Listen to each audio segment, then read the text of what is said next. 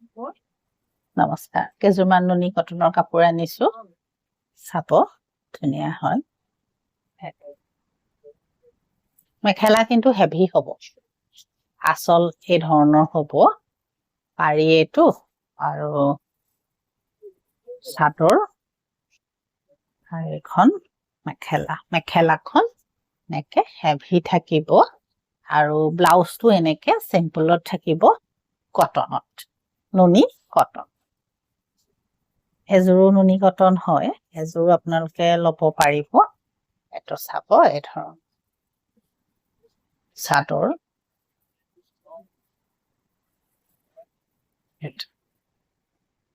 আচল এনেকুৱা হ'ব এই ধৰণৰ আৰু একে হেভিয়ে হ'ব মেখেলা হেভি আৰু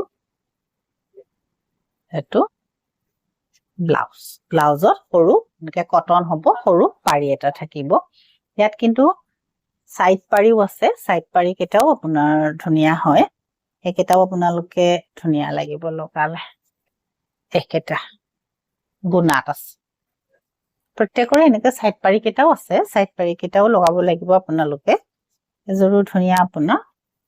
ব্লুত আছে আচল এটা চাদৰ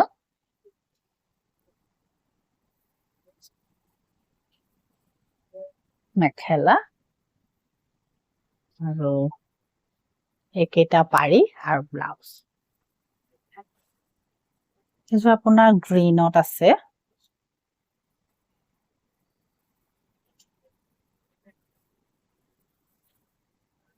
চাদৰ